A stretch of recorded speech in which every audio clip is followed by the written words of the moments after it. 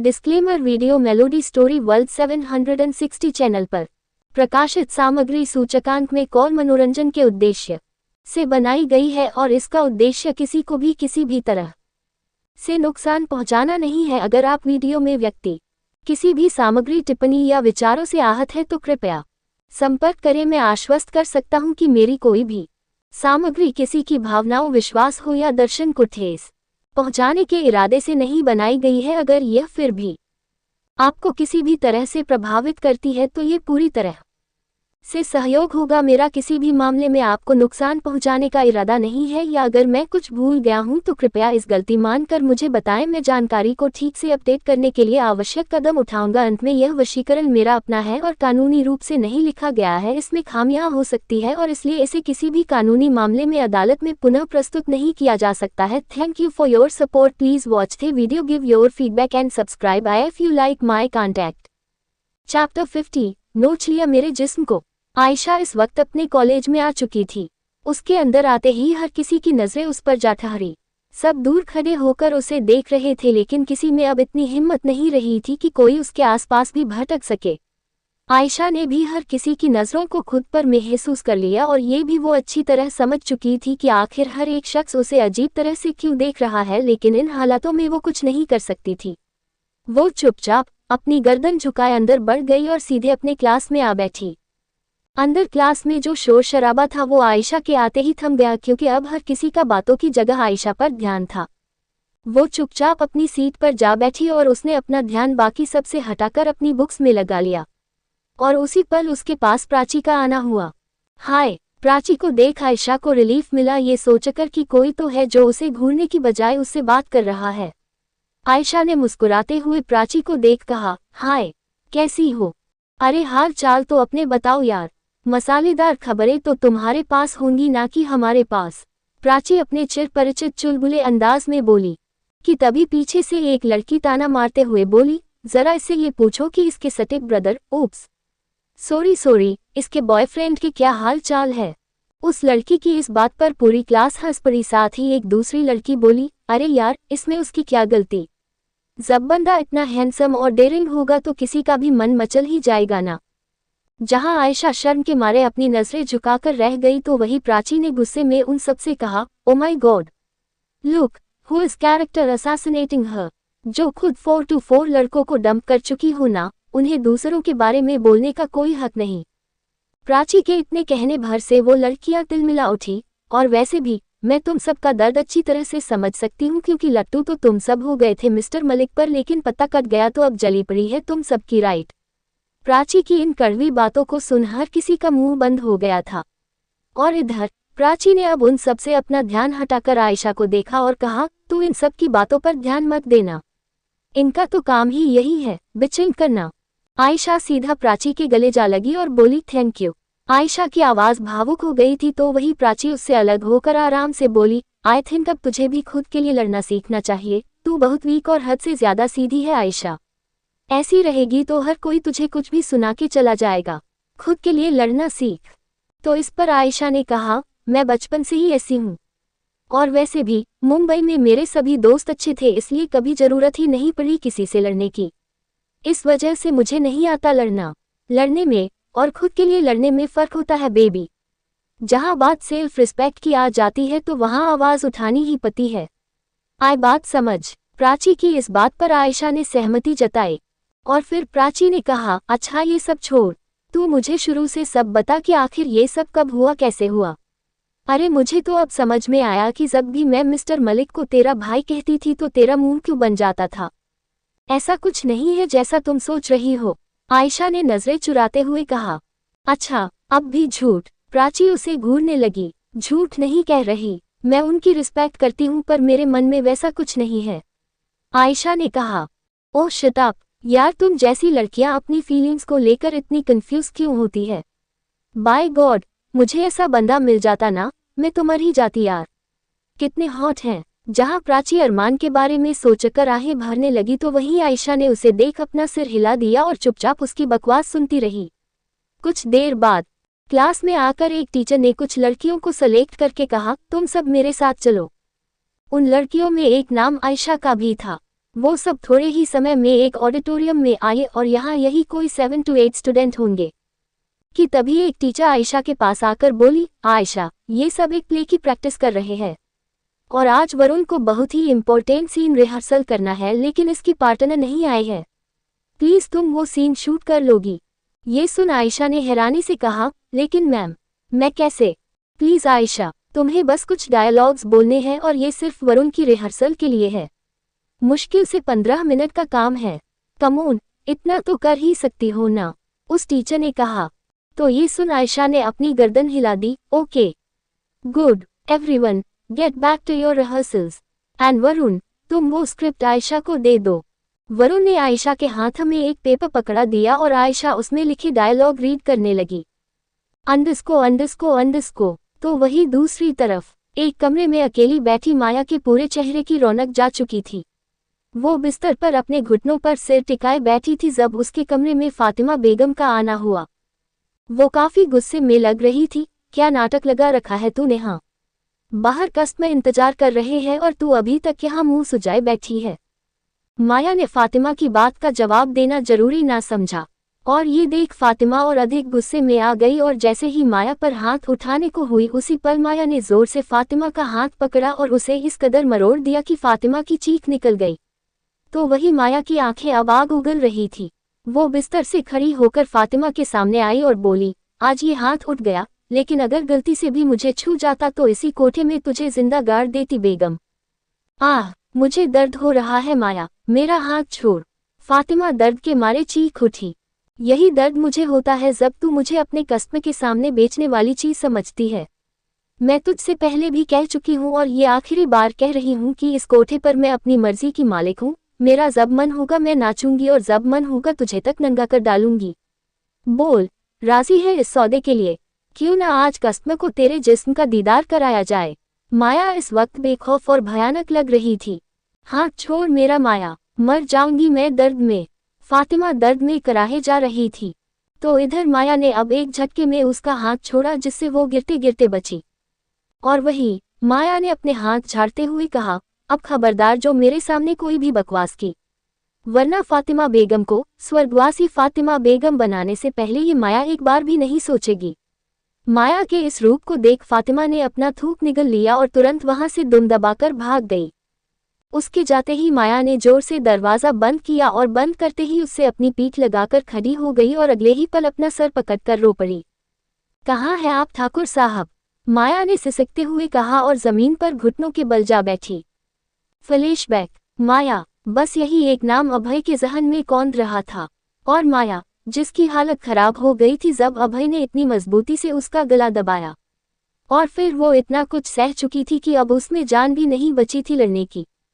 जहां अभय उसके चेहरे को देखे जा रहा था तो वही माया अगले ही पल उसके सीने से आ लगी और अभय को वक्त ना लगा ये समझने में कि वो बेहोश हो चुकी है।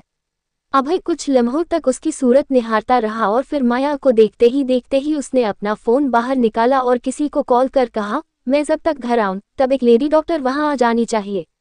ये कहते ही अभय ने आखिरकार माया को अपनी गोद में उठाया और उसे अपनी बाहों में लेकर उस खाली और बंजर पड़े मकान से बाहर ले जाने लगा।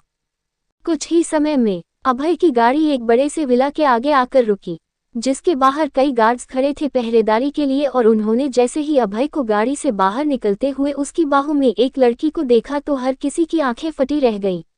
इस विला में आज तक किसी अनजान लड़की का आना ना हुआ, इसलिए सबकी नजरें हैरानी के मारे फैल गईं। लेकिन जैसे ही अभय ने एक नज़र उठाकर उन सबको देखा तो सभी ने तुरंत अपनी नजरें झुका ली और अभय वो माया को लेकर अंदर पहुंचा।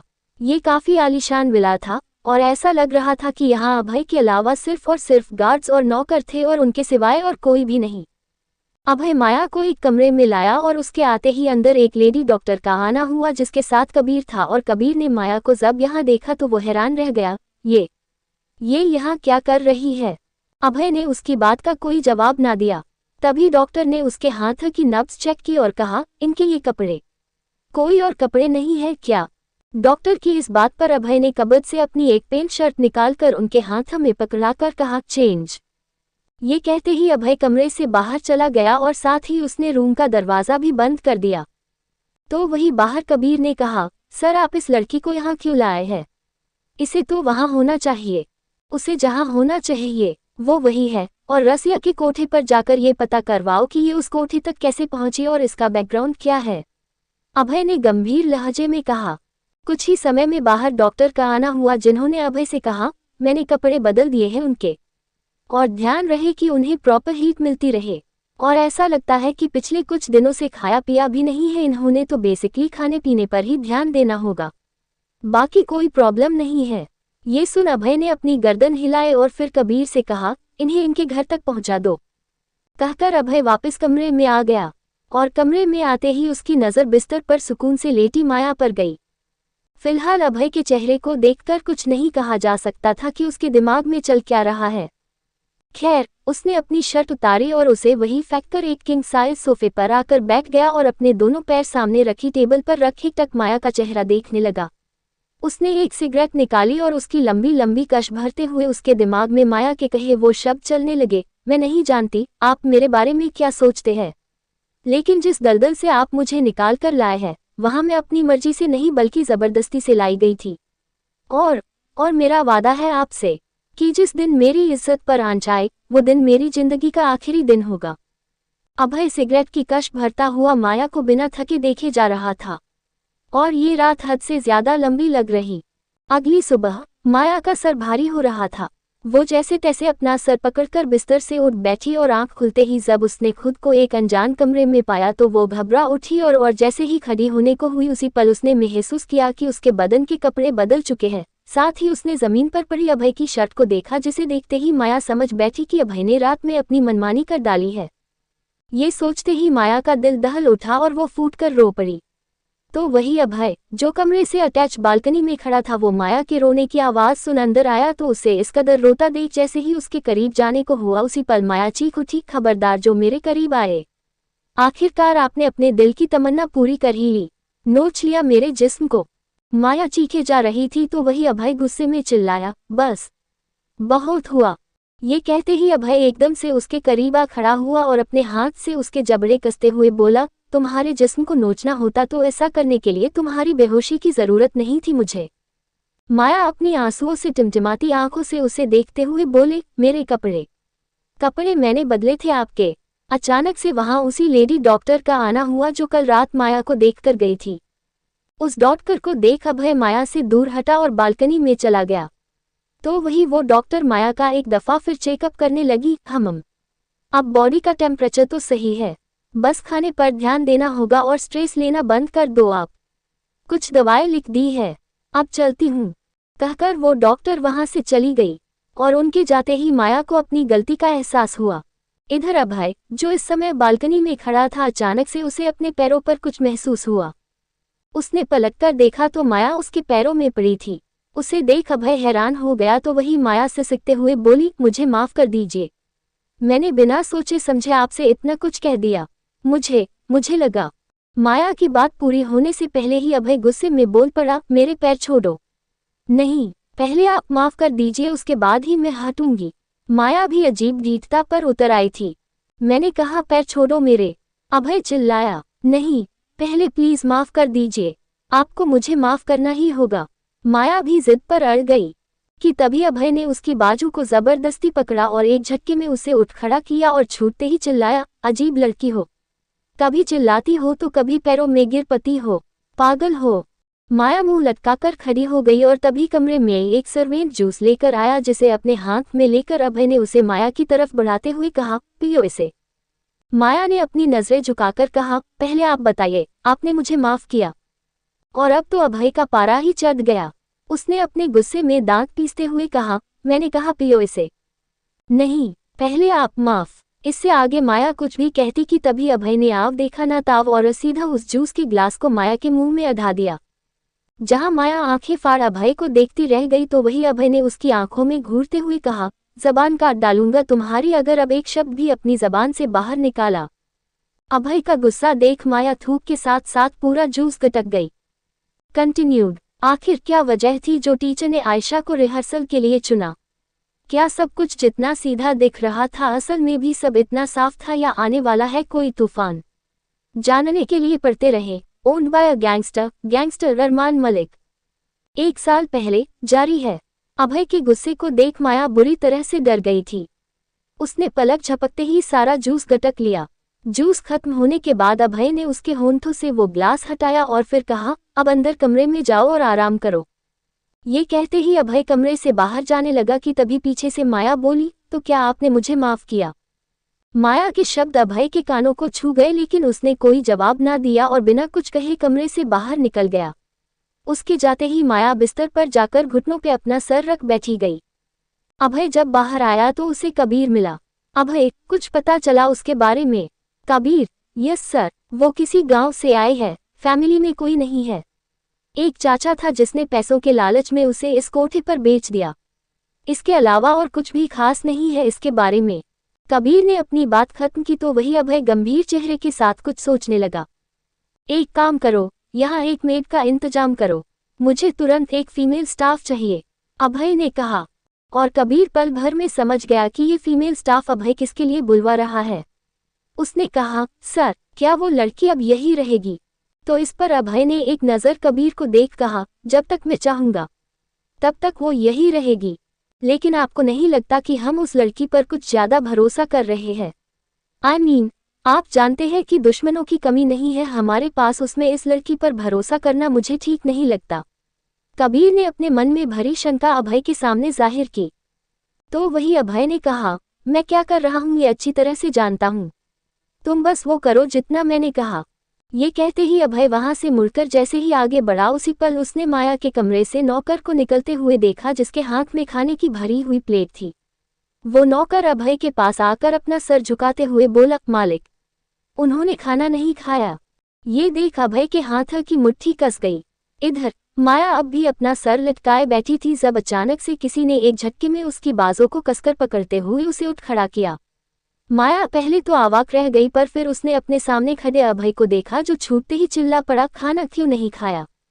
माया कुछ न बोली, वो उसकी तेज आवाज सुन सहम गई। अभय एक दफा फिर चीखा, जवाब दो। तो इस बार माया सर झुकाकर बचकानी आवाज में रुंधे गले के साथ बोली, पहले आप बोलो, आपने मुझे माफ किया। अभय को एक पल के लिए यकीन नहीं हुआ कि जहां पूरे बनारस में किसी की हिम्मत नहीं होती उसके सामने आवाज उठाने की, वही आज ये बिती भर की लड़की उसे मजबूर कर रही थी माफी के लिए। अभय के हाथ और अधिक मजबूती के साथ माया की बाहों पर जकड़ गए और उसने दांत पीसते हुए कहा, नहीं किया मैंने तुम्हें माफ। अभय के इन शब्दों को सुन माया अचानक से अपना सर उठाकर उसकी आंखों में देखने लगी। माया मुश्किल से अभय के कंधों तक आ पाती थी। हालांकि उसका कद छोटा नहीं था, लेकिन अभय की लंबाई काफी ज्यादा थी जिस वजह से वो उसके सामने किसी बच्ची की तरह लगती थी। ऊपर से अभय की पेंट शर्ट में इस समय वो नन्ही सी लग रही थी। माया नम आंखों के साथ अभय की नजरों में देखे जा रही थी और उसने अचानक से अपनी उंगलियों से दोनों कान पकड़ लिए और बोलू, अब तो मैंने कान भी पकड़ लिए, अब करेंगे ना आप माफ? अभय ने कुछ न कहा और एकटक उसकी अजीब सी हरकतों को देखता रहा।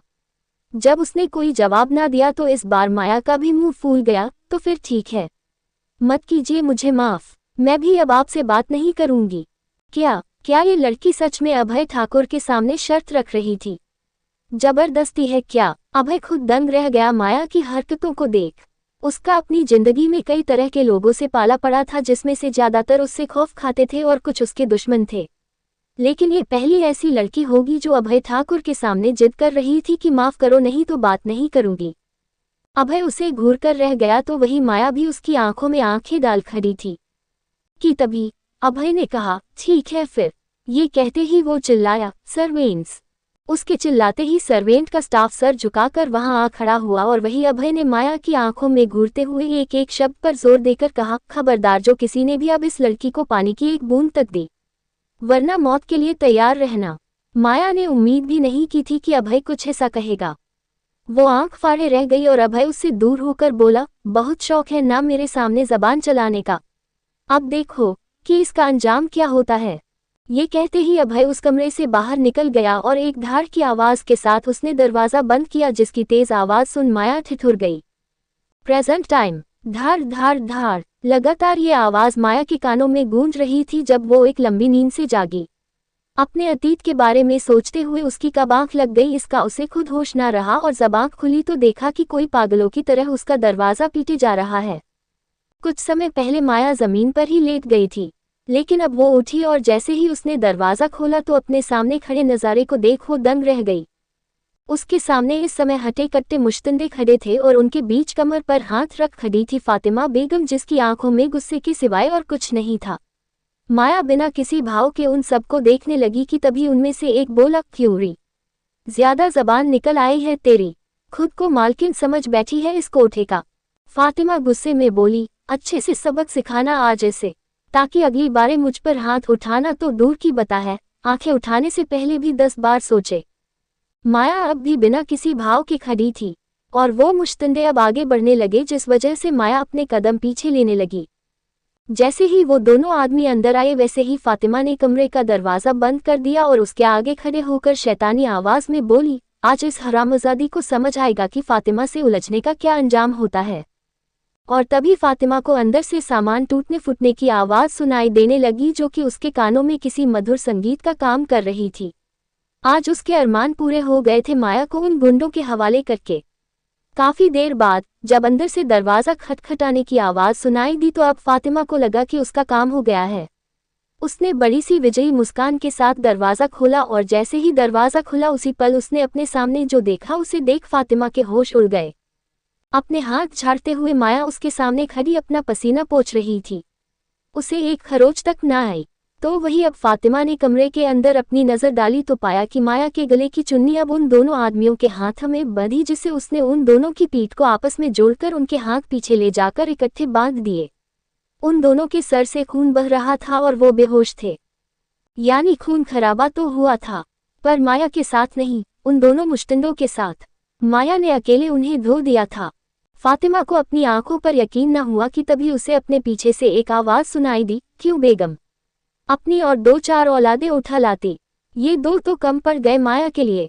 फातिमा ने पीछे मुड़कर देखा तो वहां रघु मुस्कुराता हुआ आगे आ रहा था और तभी अचानक से उसे अपने बालों में बहुत तेज दर्द महसूस हुआ, क्योंकि पीछे से माया ने उसके बालों को अपने हाथ में भर लिया था। आह! फातिमा चिल्ला उठी और माया उसके जबड़े को दूसरे हाथ से कसते हुए बोली, माया को तूने कमजोर समझ लिया है बेगम, पर एक बात कान खोलकर सुन ले, माया अपनी तकदीर के आगे कमजोर है, तेरे आगे नहीं।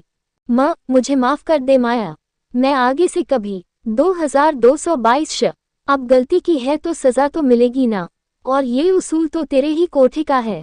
माया का इतना कहना भर था कि फातिमा बेगम पानी पानी हो गई, पसीने में और खौफ में। रात का वक्त, आयशा इस वक्त अपने कमरे में मौजूद थी और बैग पर लेटी फोन चला रही थी कि तभी उसकी नज़र एक न्यूज़ पर गई जिसकी हेडलाइन थी, अंडरवर्ल्ड की दुनिया में खौफ का एक और नाम जुड़ चुका है। पिछले कई दिनों से बिजनेसमैन राजवीर मल्होत्रा के मर्डर की इन्वेस्टिगेशन चल रही थी, जिन्हें दिन दहाड़े गोलियों से भून डाला गया, पर उनके कातिलों का अभी तक कुछ पता नहीं चला। लेकिन आज ही सूत्रों के द्वारा ये खबर आई है कि उनकी मौत के पीछे अंडरवर्ल्ड का हाथ है। तो अब सवाल ये उठता है कि अगर इसी तरह अंडरवर्ल्ड की हुकूमत हमारी दुनिया पर चलने लगी तो क्या विनाश होगा, इस बात की कल्पना भी नहीं की जा सकती।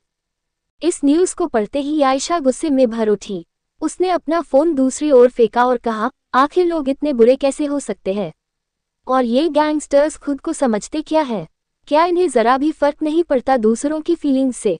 काश मैं इन सभी गैंगस्टर्स को खत्म कर पाती ताकि ये कभी किसी की लाइफ बर्बाद ना कर पाते। आयशा का चेहरा गुस्से में तप रहा था। एस्टर, इस एक नाम से नफरत सी होने लगी थी उसे। किसी अंधेरे में डूबे कमरे में, यहाँ काफी कम उजाला था, कमरे की बनावट भी अपने आप में ही कई भयानक राज खोल रही थी। दीवारें काले रंग से पुती थी और यहाँ का दृश्य काफी था किसी कमजोर दिल इंसान को डराने के लिए। उस कमरे के बीचों बीच एक बड़ी सी टेबल रखी थी जिसके इर्द गिर्द कई आदमी सूट बूट में बैठे थे, लेकिन हर कोई बेहद खतरनाक दिख रहा था। कि तभी दरवाजे से एक आदमी अंदर आकर बोला, ही इज कमिंग। ये सुनते ही हर कोई अपनी कुर्सी से उठ खड़ा हुआ और कुछ ही पलों में वहां एक शख्स का आना हुआ, जिसके आते ही हर किसी ने अपनी नजरें झुका ली, जैसे किसी राजा के आने से सैनिक अपनी गर्दन झुका लिया करते हैं। वो शख्स उस बड़ी सी मेज के बीच रखी किंग साइज कुर्सी पर बैठा और उसने अपनी भारी आवाज में कहा, सिट। ये सुनते ही हर एक आदमी बैठ गया सिवाय एक के। वो आदमी उस शख्स के ठीक बगल वाली कुर्सी पर खड़ा था और एकटक उस शख्स की आंखों में देखे जा रहा था, और तभी उसने चिल्लाते हुए कहा, मैं तुम्हें लीडर नहीं मान सकता। तुम अपने खौफ से बाकी सबको डरा सकते हो पर मुझे नहीं। उस किंग साइज चेयर पर बैठे शख्स को कोई फर्क ना पड़ा। वो खामोशी से डिनर के लिए अपने गले में रुमाल फंसाने लगा और वहां रखी नाइफ और फोक से उसके सामने रखी प्लेट में टोस्ट कट करने लगा। यहाँ वो आदमी बाकी सब आदमियों को देख बोला, और आप सब भी जानते हैं कि अगर इस ग्रुप में हम में से कोई एक भी राजी नहीं होता है तो कभी भी मेजॉरिटी के बेसिस पर लीडर सेलेक्ट नहीं किया जाएगा। इस हिसाब से ये भी SKUL के लीडर नहीं हो सकते। उस आदमी ने अपनी बात खत्म की तभी वो शख्स टोस्ट को अपने मुंह में डालते हुए आराम से बोला, काम डाउन मिस्टर सहगल, पहले कुछ खा लेते हैं, उसके बाद हम डिस्कस करेंगे ना, बैठिए। मिस्टर सेहेगल उस शख्स को घूरते हुए बैठ गए और तभी उस शख्स ने बाकी सबसे कहा, आप सब भी डिनर शुरू करिए। ये सुन हर किसी ने अपने हाथ में फोक और नाइफ उठा ली और तभी उस शख्स ने खाने पर ध्यान लगाते हुए मिस्टर सेहेगल से कहा, हाँ तो अब बताइए, क्या कहा आपने? यही, अगर हम सब राजी नहीं होते हैं तो रूल्स के अकॉर्डिंग आप SKUL के लीडर नहीं बन सकते। मिस्टर सेहेगल ने गुस्से में कहा। पर सब तो राजी है, उस शख्स ने बड़े ही आराम से कहा। मिस्टर सेहेगल, नहीं, मैं राजी नहीं हूँ, वही तो मैं कह रहा हूँ, सब राजी हैं। उस शख्स के बार बार ये शब्द कहने से मिस्टर सेहेगल गुस्से में भर उठे। क्या बकवास लगा रखी है, मैंने कहा ना, मैं राजी नहीं। पर इससे आगे मिस्टर सेहेगल कुछ भी बोल पाते कि तभी अचानक से वो हुआ जिसे देख हर किसी की आंखें बाहर आ गई। उस शख्स ने अपने हाथ में पकड़ी नाइफ को सीधा मिस्टर सेहेगल के गले में घोंप दिया और खून के छींटे उस शख्स के चेहरे पर आ लगे जिसे रुमाल से पोंछते हुए वो शख्स साइको की तरह बोला, मैंने कहा ना, सब राजी है। ये कहकर उसने बाकी सब मेंबर और नजरें डाली, एम आई राइट? ये सुन हर किसी ने अपनी गर्दन हिला दी। तो वही उस शख्स ने लगातार कई बार हैवानों की तरह मिस्टर सेहेगल की गर्दन पर चाकू ही चाकू घोंप दी जिससे पूरी टेबल खून से लहूलुहान हो गई। वो शख्स अपने चेहरे पर आई खून की बूंदों को पोंछते हुए बोला, तो आज से और अभी से SKUL का लीडर सिर्फ एक शख्स है, अरमान मलिक। और ये एक नाम उस कमरे की हर दीवार से टकराकर सबके कानों में गूंज उठा। हाँ, ये शख्स अरमान आयशा को नफरत थी गैंगस्टर शब्द से भी, पर ये शब्द ही नहीं बल्कि ये शख्स भी उसकी रूह में बस चुका था। आगे क्या होगा जानने के लिए पढ़ते रहिए ओन्ड बाय अ गैंगस्टर, कल से romance on its way guys. क्या आप सब मेरी लिखी न्यू नोवेल पढ़ना चाहेंगे? If yes, so tell me कि किस तरह नॉवेल पढ़नी है आपको। माफिया, पॉलिटिक्स, राउडी ETC, या कोई भी नया सजेशन हो तो कमेंट करके जल्दी जल्दी बताओ। ए hot and sexy kissing session in Lamborghini.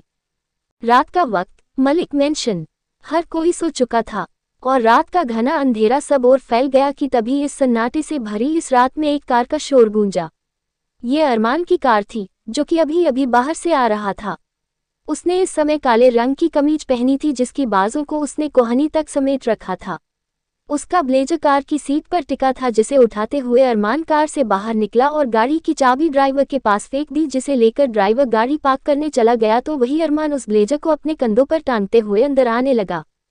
कोई कह नहीं सकता था कि आम लोगों के बीच रहने वाला ये शख्स हैवान था जो कुछ देर पहले ही किसी को बेरहमी से मारकर आया था। अरमान अंदर आया और जैसे ही अपने कमरे में जाने को हुआ कि तभी अचानक से उसे अपने कानों में एक आवाज़ सुनाई दी, रुक जाओ अरमान। ये आवाज़ सुन अरमान के कदम रुक गए लेकिन वो मुड़ा नहीं। तो वही कुछ ही पलों में उसके सामने शरद आ खड़े हुए जिनके चेहरे के हाव भाव बेहद सख्त थे। क्या मैं जान सकता हूँ कि इतनी रात गए तुम रोज कहाँ से आते हो? मैनेजर से बात हुई थी मेरी, उसने कहा कि तुम 4 बजे ही ऑफिस से निकल गए थे और अब। शरद ने अपने हाथ में बंधी घड़ी को देखा, अब रात के 2 बज गए हैं, पूरे 10 घंटे का फर्क। शरद के सवालों में अरमान को जरा भी दिलचस्पी नहीं थी। पहले तो कभी आपने मुझसे ये सवाल नहीं किया, अरमान ने शरद की आंखों में देखते हुए कहा। काश पहले सवाल कर लिए होते, शरद नफरत के साथ बोले। वही अरमान ने कहा, तो सुनिए डैड, मैं इस वक्त मर्डर करके आ रहा हूँ। अरमान का इतना कहना भर था कि शरद के चेहरे की रंगत उड़ गई। उन्हें अपने कानों पर यकीन न हुआ कि अभी अभी अरमान ने क्या कहा। कुछ पलों तक खामोशी फैल गई और फिर उस खामोशी को तोड़ते हुए अचानक से अरमान के हंसने की आवाज़ गूंज उठी। शरद हैरानी से अरमान को देख जा रहे थे और वही अरमान ने उनके कंधे पर हाथ रख कहा, क्या हुआ? डर गए? शरद का खून खौल उठा था। उन्होंने गुस्से में अरमान का हाथ अपने कंधे से हटाया और कहा, खबरदार जो आइंदा इतना बेहुदा मजाक किया। और अब अरमान के चेहरे की भी नसें तन गई। वो शरद की आंखों में आंखें डाल उनके थोड़े और नजदीक बढ़कर बोला, उम्मीद है सवाल का जवाब मिल गया होगा। Now good night dad. ये कहते ही अरमान अपनी तीखी नजरों से शरद को देख वहां से आगे बढ़ गया और शरद अपने हाथ की मुट्ठी कसके रह गए। हालांकि वो इस बात से पूरी तरह से अनजान थे कि अरमान के कहे जिन शब्दों को उन्होंने बेहुदा मजाक के रूप में लिया, असल में वो एक हकीकत थी। ऐसी भयानक हकीकत जिससे अगर वो रूबरू हो गए तो उनकी दुनिया हिल जाएगी। अगली सुबह आयशा की नींद खुली जब उसने दरवाज़ा खटखटाने की आवाज़ सुनी। वो इस वक्त नींद में थी और उसे चिढ़ भी मच रही थी कि भला इतनी सुबह सुबह कौन आ गया है। उसने टाइम देखा तो 6 बज रखे थे। ये देख वो गुस्से में बिस्तर से उठ खड़ी हुई और सीधा जाकर दरवाज़ा खोल दिया तो सामने उसे जूलिया खड़ी दिखाई दी और इससे पहले कि आयशा कुछ भी कहती कि तभी जूलिया ने कहा, रेडी हो जाइए आयशा मैम, बहुत आराम कर लिया आपने, अब बारी है प्रैक्टिस की। कैसी प्रैक्टिस? आयशा ने चिढ़ते हुए कहा। लगता है अब मुझे आपको बादाम देना भी शुरू करना होगा। भूल गई आप, अरमान सर के साथ आपकी सेल्फ डिफेंस ट्रेनिंग है, जूलिया ने कहा। तो ये सुनते ही आयशा के दिमाग के झक्के खुले। वो अपना सिर पीट के रह गई ट्रेनिंग का नाम सुन, लेकिन वो जानती थी कि उसके इनकार करने का कोई फायदा नहीं है। आयशा रेडी होकर प्रैक्टिस रूम के सामने आ खड़ी हुई। उसके आते ही धीरे से दरवाज़ा खुल गया जिसके द्वारा वो अंदर पहुंची तो उसकी नज़र सामने सुहाना और साथ खड़े उसके पार्टनर पर गई। अरमान उसे यहाँ नहीं दिखा। ये देख आयशा को हैरानी हुई कि तभी सुहाना की नज़र आयशा पर गई जिसे देख वो उसके पास आकर इतराती हुई आवाज़ में बोली, ओ हेलो स्टेप्सिस। आयशा जानती थी कि सुहाना उसे पसंद नहीं करती है। उसने धीरे से कहा, हेलो, वैसे कहाँ से सीखा ये सब? सुहाना के इस सवाल पर अचानक से आयशा सवालिया नज़रों के साथ उसे देखने लगी। क्या सीखने की बात कर रही है आप?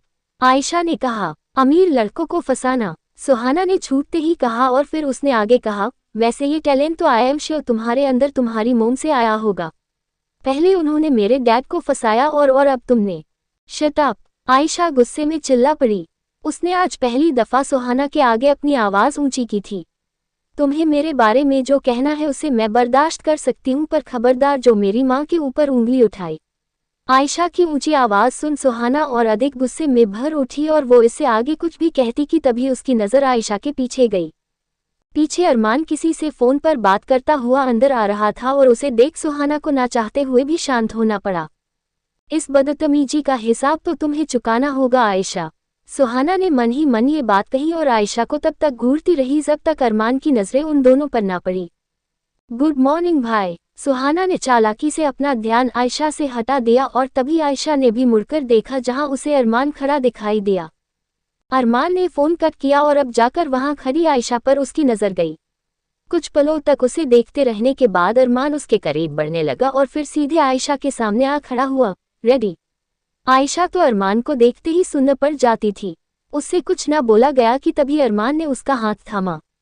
ये देख आयशा के दिल ने एक दफ़ा फिर रफ्तार पकड़ ली। तो वही अरमान उसे ट्रेनिंग सेक्शन में लाया और फिर उसके हाथ को एक उठाते हुए बोला, अब से नो एक्सक्यूजेस, कल से दिल्ली यहाँ आओगी। आयशा एकटक अरमान को देखे जा रही थी और अरमान ने भी महसूस कर लिया कि उसका ध्यान ट्रेनिंग से ज़्यादा खुद अरमान पर है।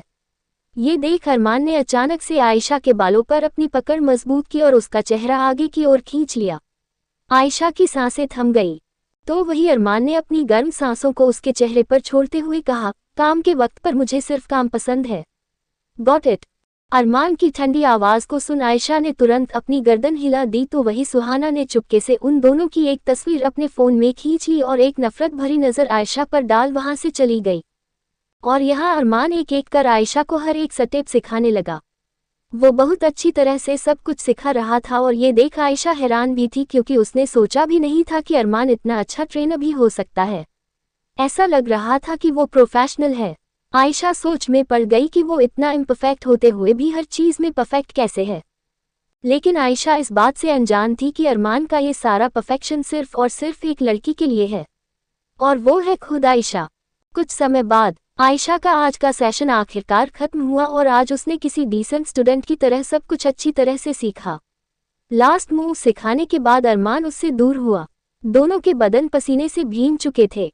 अरमान ने पानी की बोतल उठाई और उसे अपने मुंह से लगाकर उसे पीने के बाद उस बोतल को आयशा के सामने बढ़ा दिया। आयशा ने बोतल को पकड़ उसे तुरंत अपने होंठों से लगाकर पी लिया और जैसे जैसे वो पानी का घूंट पीती जा रही थी वैसे वैसे उसकी हलचल करती गर्दन अरमान की नज़रों को दीवाना कर रही थी। और इन सबसे अनजान आयशा ने पानी पीकर उस बॉटल को दोबारा अरमान की तरफ बढ़ा दिया। अरमान ने उस बॉटल को पकड़ने की बजाय आयशा का हाथ थाम लिया और उसे सीधा अपने करीब खींच लिया। आयशा उसके सीने से आ लगी जब अरमान ने उसके माथे के किनारे बह रही पसीने की बूंदों को अपनी उंगली से छूते हुए कहा, कॉलेज जाना है। इस पर आयशा ने धीरे से अपनी गर्दन हिला दी, जिसे देख अरमान ने कहा, get ready, I drop you.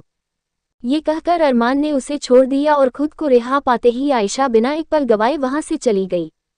शरद के हाथ में एक फोन था और उस फोन में वो तस्वीर जिसे सुहाना ने कुछ देर पहले लिया था। वही सुहाना उनके सामने अपने हाथ बांधे खड़ी थी। शरद ने गुस्से में उस तस्वीर को देखते हुए कहा, बहुत जल्द ये सब खत्म कर दूंगा मैं। ऑफ कोर्स डैड, बस आज का इंतजार और करना है, सुहाना ने कहा। पर तभी शरद कुछ सोचकर बोले, लेकिन इन सब से आयशा, कोई फर्क नहीं पड़ता डैड, आप बस अपने मकसद पर ध्यान दीजिए। सुहाना के कहने पर शरद खामोश हो गए और एक गहरी सांस लेकर उन्होंने अपनी गर्दन हिला दी। लैम्बोर्गिनी आयशा के कॉलेज के सामने आ खड़ी हुई, जिसे अरमान ने ड्राइव किया था और वो इस वक्त आयशा के साथ ड्राइविंग सीट पर बैठा था। आयशा ही जानती थी कि पूरा सफ़र उसने अरमान के साथ कैसे तय किया था, क्योंकि अरमान जब भी उसके इर्द गिर्द होता था तो वो रेस्टलेस हो जाया करती थी। खैर, कॉलेज के आते ही आयशा ने एक सुकून भरी सांस ली और जैसे ही गाड़ी से बाहर निकलने को हुई उसी पल अचानक से अरमान ने उसकी कलाई पकड़ ली और अब आयशा का दिल धड़क कर रह गया। इधर अरमान ने आयशा को अपने पास खींच लिया, जिससे आयशा की नज़रें उसकी नज़रों से जा मिली कि तभी अरमान ने बिना एक पल गवाए उसके होंठों को चूम लिया। आयशा के हाथ एक झटके में अरमान के कंधों पर जा कसे और उसने कसके अपनी आंखें मींच ली। और वही अरमान के हाथ पीछे आयशा के जिस्म पर रेंग रहे थे और वो हाथ पीठ से होते हुए उसके हिप्स तक पहुंच गए। आयशा ने इस समय एक लॉन्ग स्कर्ट पहन रखी थी और ऊपर से एक टॉप, जिस वजह से अरमान की उंगलियों को एक गैप मिल गया था उसे एक्सप्लोर करने का। वो आयशा की कमर पर कसी उस स्कर्ट के अंदर अपना हाथ ले जाने का। आयशा बेकरार हो गई जब उसने अरमान के हाथ को अपने हिप्स पर महसूस किया। वो कुछ समय पहले तो बेसुध हो गई थी, लेकिन जब उसने अरमान की उंगलियों को वहां हरकत करते पाया तो वो उससे दूर होने के लिए कसमसा उठी, मगर अरमान की पकड़ से छूट पाना उसके लिए इतना आसान कहाँ होने वाला था। अरमान ने एक हाथ पीछे से बेहद कर्कश लहजे में आयशा के बालों पर जकड़ दिया और अब वो बेसब्रों की तरह उसके होंठों के साथ आयशा की नाक, उसकी गाल, आंख और उसकी सूरत के हर हिस्से को बेहिसाब चूमने लगा। तो वही अरमान का दूसरा हाथ उसकी कमर के नीचे हरकत करता जा रहा था और जैसे ही उसकी उंगलियां आयशा की सकट के भीतर जाने को हुई उसी पल वो अचानक से रुक गया और एक आखिरी दफा मजबूती से उसकी कमर को अपनी मुट्ठी में जकड़कर उसने आयशा को खुद से दूर कर दिया। यहाँ आयशा की जान में जान आई। उसकी सांसें काबू से बाहर हो चली थी। उसका चेहरा लाल पड़ चुका था, जिसे देख अरमान ने छूटते ही उसे अपने सीने से लगा लिया और उसकी पीठ सहलाकर बोला, ब्रेथ बेबी। ये सुनते ही आयशा ने एक गहरी सांस खींची। तो वही अरमान ने इस बात पर बहुत अच्छी तरह से गौर फरमा लिया था कि किस करते वक्त आयशा सांस लेना भूल जाती थी। अरमान काफी समय तक आयशा की पीठ सहलाता रहा और वही आयशा उसके सीने पर अपना सिर रखकर लंबी लंबी सांसें भरती रही। कुछ लम्हों बाद अरमान ने धीरे से उसे खुद से अलग किया और फिर उसके बिखर चुके बालों के साथ साथ कपड़े ठीक करते हुए बोला, नाउ गो। आयशा तो अब सोचने तक की सुध में नहीं थी, लेकिन वो ये भी जानती थी कि अब अगर और थोड़ी देर वो यहाँ रुक गई तो ये उसके लिए ठीक नहीं होगा, खासकर उसके होंठों के लिए। और ये सोचते ही उसने एक पल ना गवाया और कार से बाहर निकलकर लगभग भागते हुए आगे बढ़ गई। तो वही अरमान ने उसके तेज कदमों की रफ्तार देख अपने होंठों में एक सिगरेट फंसाई और उसी पल आयशा ने आगे बढ़ते हुए एक आखिरी बार पलटकर अरमान को देखा, जिस वजह से उन दोनों की नजरें जा टकराए और उसे देखते ही देखते अरमान ने अपनी आंखों पर काले रंग का चश्मा चढ़ा लिया। आयशा उसे देख तुरंत वापस पलट गई और कुछ ही पलों में वो अरमान की नजरों से ओझल हो गई। उसके जाते ही अरमान ने अपना सिर पीछे सीट से टिका दिया और आंख बंद करते ही उसके जहन में चंद लफ्ज शोर कर गए, पलट कर देखती है जालिम, तेरी ये अदा भी कमाल है, तुझे देखते ही मैं क्यों तबाह हो जाता हूँ, ये अब भी एक सवाल है। कि तभी अरमान के फ़ोन में एक मैसेज आया, जिसे देख अरमान के चेहरे के भाव बदल गए, क्योंकि ये मैसेज अभय की तरफ से था। कंटिन्यूड। कल होने वाला है एक बहुत बड़ा धमाका जो शायद अरमान और आयशा के रिश्ते को बदल कर रख देगा। आगे जानने के लिए पढ़ते रहिए। लाइक्स कमेंट आते रहने चाहिए गाइस, इसमें कंजूसी नहीं चलेगी, डोंट टच मी। अरमान की कार समुद्र के किनारे एक खाली सी जगह पर आकर रुकी। उस जगह पर पहले से ही कई सारी महंगी गाड़ियां खड़ी थीं और बाहर कई बॉडीगार्ड सूट बूट पहने और आंखों पर चश्मा चढ़ाए खड़े थे। अरमान अपनी कार से बाहर निकला और फिर उन गार्ड्स के बीच अपने कदम आगे बढ़ाने लगा और तभी उसकी नज़र समुद्र से उठ रही लहरों को देखते हुए अभय पर गई। अरमान उसे देख उससे कुछ कदमों की दूरी पर खड़ा हो गया और बोला, सोचा नहीं था अगली मुलाकात इतनी जल्द होगी मिस्टर ठाकुर। अरमान की आवाज़ सुन अभय बिना मुड़े ही मुस्कुराया और फिर अपने आंखों पर चढ़े चश्मे को उतारते हुए बोला, मुलाकात तो होनी ही थी, आखिर एक कड़ी जो हमारे बीच जुड़ी है। ये कहकर अभय पलटा और अब अरमान और अभय एक दूसरे के सामने खड़े थे, आंखों में आग लिए। अभय ने एक गहरी सांस लेकर कहा, सुना है एक म्यान में दो तलवारें नहीं रह सकती, और मैं ये भी जानता हूं कि अगर मैं आग हूं तो आप ज्वालामुखी, इसलिए दरार पड़ने में देर नहीं लगेगी। तो इससे पहले कि कोई दरार पड़े, क्यों ना दोस्ती का हाथ बढ़ा लिया जाए। अभय की इस बात पर अरमान के होंठों के कोने मुड़ गए और उसने अपना सिर हिलाते हुए अपने होंठों में एक सिगरेट फंसाए और उसकी लंबी कश भरते हुए अभय के पास अपने कदम बढ़ाते हुए बोला, ये दरार मैं तब तक तो बिल्कुल नहीं पड़ने दूंगा जब तक मैं आपका वो कर्ज नहीं उतार देता जो आपने मेरे ऊपर उस रात चढ़ाया, मेरी चाहत को बचाने का कर्ज। ये कहकर अरमान ने अपनी उंगलियों के बीच फंसी उस सिगरेट को अभय की ओर बढ़ा दिया, जिसे अपने हाथ में लेकर अभय ने उसे अपने होंठों से लगाते हुए कहा, तो फिर ठीक है, आज मैं आपको मौका देता हूँ ये कर्ज अदा करने का। ये सुन अरमान के होंठों पर टेढ़ी मुस्कान आ गई। क्या कीमत है फिर? बता दीजिए मिस्टर ठाकुर। कीमत नहीं, बल्कि उससे भी कीमती चीज मांगने जा रहा हूँ, सोच लीजिए, दे पाएंगे? अभय ने अरमान की आंखों में आंखें डाल कहा, सोच लिया जनाब, आप बस वो कीमती चीज बताइए। कि तभी अभय छूटते बोला, आयशा। और बस ये एक नाम अभय की जबान से सुनते ही अरमान के हाथ की मुट्ठियां इस कदर कस गई कि अगर इस पर उसने अपने हाथ में लोहा भी पकड़ रखा होता तो वो भी उसकी मजबूत मुट्ठी के आगे टूटता चला जाता और चकनाचूर हो जाता। आयशा की इस समय क्लास ओवर हुई ही थी कि तभी उसके साथ बैठी प्राची ने देखा कि काफी देर से वो कुछ परेशान लग रही है। क्या हुआ, तू ठीक है? ये सुन आयशा ने धीरे से अपनी गर्दन हिलाए और फिर पानी पीकर अपने सीने पर हाथ रख बोली, कुछ अजीब सा लग रहा है प्राची, पता नहीं कैसा फील हो रहा है, अगर ज्यादा दिक्कत हो तो घर चली जा। प्राची ने कहा, नहीं ऐसी कोई दिक्कत नहीं है, बस थोड़ी घबराहट फील हो रही है। आयशा ने कहा, अब समझी ये घबराहट किस वजह से है? प्राची ने कहा, किस वजह से? आयशा ने हैरानी से प्राची को देखते हुए कहा, क्योंकि परसों से एग्जाम है इसलिए। सबको होती है और तुझे भी हो रही है। नथिंग बिग, प्राची ने लापरवाही से कहा। और वही आयशा को मालूम था कि ये एग्जाम वाली घबराहट तो बिल्कुल नहीं है, लेकिन आगे उसने कोई बहस ना की और चुपचाप अपना फोकस किताबों में लगाकर बैठ गई। कि तभी प्राची ने कहा, वैसे आजकल रोनित काफी बदला सा लगता है ना, बात ही नहीं करता पहले की तरह। आयशा, पता नहीं क्या हुआ। प्राची, क्या हुआ का क्या मतलब है यार? उस दिन अरमान मलिक ने जो यहाँ पूरे कॉलेज के सामने किया था, उसके बाद कहाँ किसी में इतनी हिम्मत बची है कि कोई तुझे आंख उठा के भी सके। इसी वजह से अब रोनित भी दूर दूर भागता है। ये सुन आयशा को वो दिन याद आ गया। उस दिन को भला वो कैसे भूल सकती थी? वो तो उसकी जिंदगी का वो हिस्सा बन चुका था जो उसके जहन से मरते दम तक नहीं मिटेगा। कि तभी अचानक से आयशा को किसी ने आवाज लगाई, आयशा। ये सुन आयशा ने अपनी नज़र उठाई तो क्लास की चौखट पर एक लड़का खड़ा था जो आयशा को अपने पास आने का इशारा कर रहा था। उसे इस तरह इशारा करते देख आयशा को जरा अजीब लगा, लेकिन फिर वो उठकर उसके पास गई और बोली, क्या हुआ, मुझे क्यों बुला रहे हो? ये सुन उस लड़के ने, जिसका नाम कपिल था, उसने धीरे से कहा, आज लास्ट रिहर्सल करना है, प्लीज चलो। क्या? मैं क्यों? अभी तक तुम्हारी पार्टनर नहीं आई? आयशा ने पूछा। नहीं यार, तभी तो तुम्हारे आस आया हूँ। मैंने तुमसे पहले भी कुछ गर्ल्स से पूछा लेकिन उन्होंने क्लियर मना कर दिया। प्लीज चलो ना मेरे साथ, कपिल ने कहा। लेकिन प्लीज यार आयशा, 5 मिनट का भी काम नहीं है आज। कपिल के इतनी जिद की वजह से आयशा को मजबूरन मानना पड़ा। अच्छा ठीक है, लेकिन आज मैं वैसा कुछ नहीं करूंगी जैसा कल करवाया था, आयशा ने सख्त आवाज में कहा। अरे हाँ यार, एक प्ले ही तो है, बस नाराज क्यों होती हो?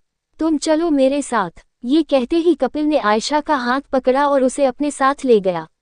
वहीं पीछे बैठी प्राची ने जब कपिल को आयशा का हाथ पकड़कर उसे कहीं ले जाते देखा तो उसे ये अजीब लगा।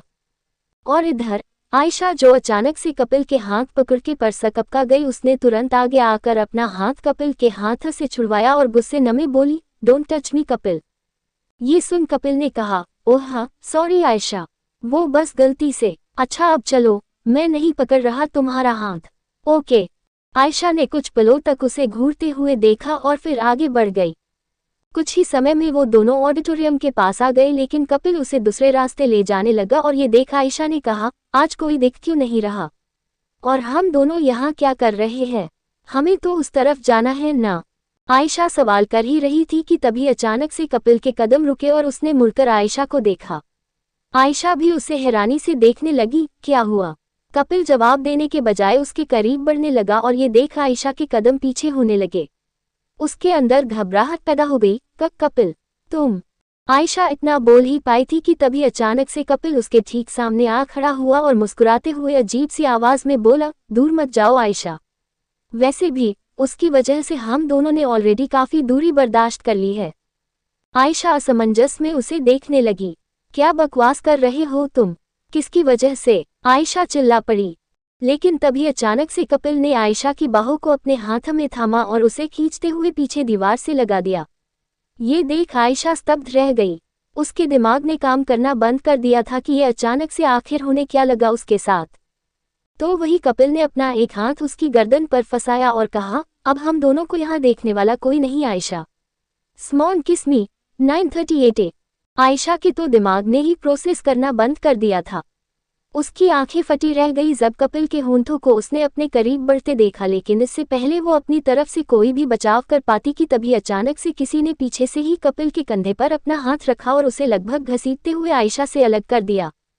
कपिल जैसे ही मुड़ा कि तभी उसके मुंह पर एक जोरदार तमाचा आ पड़ा और वो इस तमाचे से बच पाता तब तक एक मजबूत मुक्का उसकी नाक पर आ बैठा, जिस कारण वो खून से सन गया। उसकी नाक से खून बहे जा रहा था और वो दंग रह गया अपनी इस हालत पर। और आयशा, वो बुरी तरह से खौफ के मारे भर चुकी थी जब उसने अपने सामने खड़े शख्स पर नजर डाली, जो कि कोई और नहीं बल्कि अरमान था। अरमान के चेहरे को देख इस चीज की कल्पना तक नहीं की जा सकती थी कि अब यहाँ क्या तांडव होने वाला है। काल मंडरा रहा था अरमान के चेहरे पर उसी वक्त कपिल ने जैसे तैसे खुद को संभाला और अचानक से आयशा के सामने खड़ा होकर उसका बचाव करते हुए बोला, आयशा तुम डरना मत, मैं हूं तुम्हारे लिए। और वैसे भी एक दिन तो हमारे बारे में सबको पता चलना ही था ना। आयशा के पैरों तले जमीन खिसक गई जब उसने कपिल के मुंह से ये शब्द सुने। वो हैरानी से उसे देखने लगी और उसके दिमाग में बस यही सवाल शोर कर रहा था कि भला कपिल खुद को बचाने की बजाय आयशा को बचाने का ढोंग क्यों कर रहा है, जैसे वो दोनों कोई चोरी करते हुए पके गए हों। ये तुम क्या कह रहे हो? क्या बकवास कर रहे हो तुम? आयशा चीख उठी। कपिल ने उसकी तरफ पलटकर कहा, आयशा अब बस करो, ये सब छिपाने का कोई फायदा नहीं रहा। कब तक डरती रहोगी इस आदमी से? एक दिन तो हमारे प्यार के बारे में इसे पता चलना ही था ना। कपिल का इतना कहना भर था कि तभी आयशा ने खींचकर उसके गालों पर एक तमाचा रसीद दिया। उस तमाचे की गूंज वहां के सन्नाटे में गूंज उठी। आयशा की आंखें नम हो चुकी थी और वो बुरी तरह से कपिल पर चिल्ला उठी, खबरदार जो अब कोई भी गलत शब्द कहा।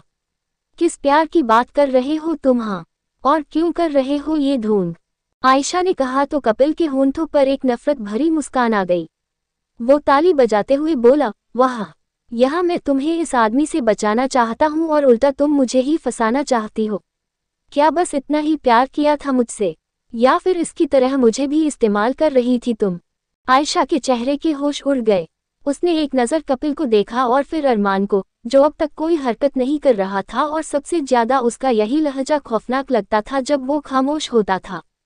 उसकी नजरें एकटक आयशा पर जमी थी और आज आयशा वाकई तड़प उठी अरमान की नजरों में एक अजीब सा एहसास देखकर। एक ऐसा एहसास जो सिर्फ इस बात की गवाही दे रहा था कि कोई तो ऐसी दीवार उन दोनों के बीच आ खड़ी हुई है जिसका टूट पाना अब नामुमकिन सा होगा। वो कांप उठी अरमान की नजरों में देख कि तभी उसने कांप रहे लबों के साथ कहा, ये झूठ बोल रहा है, आप जानते हैं ना? आयशा ने बड़ी उम्मीद से ये सवाल किया, लेकिन उसकी उम्मीदों के टुकड़े हो गए जब उसने अरमान के होंठों पर एक कड़वी मुस्कान को देखा। अरमान ने उसे देखते ही देखते अपना फोन निकाला और उस फोन को लेकर वो आयशा के करीब बढ़ा और उसने उसकी आंखों में देख कहा, झूठ है ना ये सब? आयशा ने तड़पती आंखों के साथ तुरंत अपनी गर्दन हाँ में हिला दी कि तभी अरमान ने कहा, तो फिर ये क्या है? ये कहते ही अरमान ने उसकी आंखों के सामने एक वीडियो प्ले कर दिया, जिसे देख आयशा के चेहरे की बची खुची रंगत भी तबाही का रूप लिए फाख्ता हो गई। फोन की स्क्रीन पर चल रहा वीडियो कल का था, जब वो कपिल के साथ रिहर्सल के लिए आई थी। वीडियो का एंगल इस तरह से शूट हुआ था कि उसमें आयशा और कपिल के अलावा कोई भी नहीं दिख रहा था। दोनों एक दूसरे से बात कर रहे थे, तो वही आयशा को तो इस बात का अंदाजा तक नहीं था कि वो जो शब्द कह रही है वो मात्र कुछ डायलॉग्स नहीं है, बल्कि वो तो उसकी बर्बादी है। कपिल, लेकिन आयशा, अगर उसे कुछ पता चल गया तो? आयशा, तुम फिक्र मत करो, मैंने उसे इस कदर अपनी मासूमियत के जाल में फंसाया है कि कोई चांस ही नहीं उसे कुछ भी पता चलेगा। कपिल, पर तुम जानती हो कि वो कितना खतरनाक है। ऐसे में मुझे नहीं लगता कि हम अपने बारे में ज्यादा दिन तक किसी से कुछ छिपा पाएंगे। आयशा, उसकी फिक्र तुम मत करो, और प्लीज, अगर तुम्हें इतना ही डर लगता है तो प्लीज मुझे छोड़ दो। कपिल, नहीं आयशा, तुम जानती हो कि तुम्हें कितना पसंद करता हूँ, मैं तुम्हें नहीं छोड़ सकता। ये कहते ही कपिल पीछे से ही आयशा के गले से आ लगा, और वही वीडियो बंद हो गया। आयशा का हाल भी बयां नहीं किया जा सकता था। ये देख उसके अंदर जो कहर बैठ गया, इसे शब्दों में पिरोया ही नहीं जा सकता। उसकी आंखों में कब आंसू सैलाब का रूप लिए आ गए, उसे खुद पता न चला, और उसे ऐसा लग रहा था कि अब उसके जिस्म में कोई जान नहीं बची है। उसकी नज़र अब भी फोन की स्क्रीन पर अटक कर रह गई कि तभी अचानक से अरमान ने वो फोन एक झटके में दीवार पर दे मारा, जिससे पल भर में उस फोन के टुकड़े हो गए, और आयशा खौफ के मारे सिहर उठी उस फोन के टूटने की आवाज़ सुन। और पलक झपकते ही अरमान ने आयशा के बालों पर अपनी पकड़ मजबूत की और उसके बालों को मुट्ठी में भर उसका चेहरा खुद के चेहरे के नज़दीक करते हुए दांत पीसकर बोला, क्या था ये सब?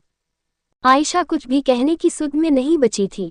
क्या था? अरमान चीख उठा, जिसे सुन आयशा इतनी बुरी तरह से डर गई कि वो टूट गई और फफक पड़ी। ये झूठ है, झूठ है ये। आयशा के इतना कहते ही कपिल तुरंत बोल उठा, आयशा प्लीज, अब तो झूठ बोलना बंद करो। कब तक छिपाओगी हमारे रिश्ते को? आयशा बुरी तरह से सिसक उठी, लेकिन वो जानती थी कि अभी भी वो खुद को सही साबित करने के लिए बहुत कुछ कर सकती है। उसके पास तो कई सबूत हैं खुद की सच्चाई के लिए, और इसी चीज ने उसे हिम्मत दिलाई, और उसने तुरंत अरमान की आंखों में देख कहा, ये सब सिर्फ एक प्ले का पार्ट था। मैंने जो कुछ भी कहा वो उसके डायलॉग्स थे। मैं सच कह रही हूँ, आप प्लीज टीचर से पूछ लीजिए। उसका इतना कहना भर था कि तभी अरमान ने अगले ही पल उसकी कलाई थामी और उसे लगभग घसीटाते हुए वहां से बाहर ले आया।